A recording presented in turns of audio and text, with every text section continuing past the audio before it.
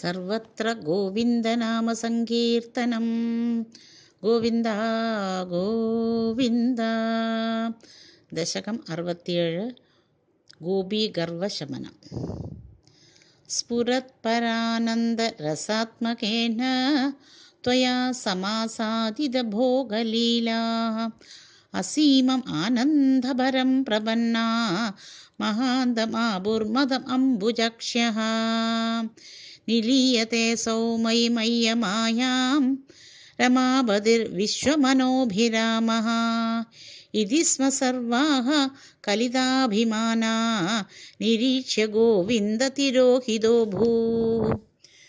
राधाभिधां तावत् अजातगर्वाम् अधिप्रियां गोपवधूं मुरारे भवान् उपादाय गतो विदूरं तया सह स्वैरविहारकारी तिरोहिते तत्त्वयि जाततापाः समं समेता कमलायताक्ष्यः वने वने त्वां परिमार्गयन्त्यो विषादमाभुर्भगवन् अपारम् हा चूत हा चम्पककर्णिकारा हा मल्लिके मालिनि बालवल्यः किं वीक्षितो नु हृदयैकचोर इत्यादि तास्त्वत्प्रवणा विलेपुः निरीक्षितोऽयं सखी पङ्कजाक्षः पुरो ममैत्याकुलम् आलवन्दी त्वां भावना चक्षुषु वीक्ष्य काचित् तापं सखीनां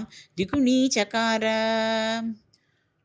त्वदात्मिकास्ता यमुना तडान्ते तवानुचक्रुः किल चेष्टितानि विचित्य भूयोऽपि तदैव मानात् त्वया विमुक्ता ददृशुश्च राधाम् ततः समन्ता विपिने समन्तात् तमोवतारावधिमार्गयन्त्यः पुनर्विमिश्रा यमुना तडान्ते वृषं विलेपुश्च जगुर्गुणास्ते तदा व्यथासङ्कुलमानसानां व्रजाङ्गनानां करुणैकसिन्धो जगत्त्रयी मोहनमोहनात्मा त्वं प्रादुरासी अयि मन्दहासी सन्दिग्धसन्दर्शनमात्मकान्तं तां वीक्ष्य तन्वः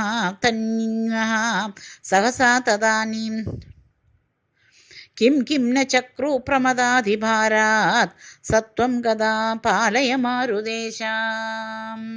गोपिका जीवनस्मरणं गोविन्द गोविन्द।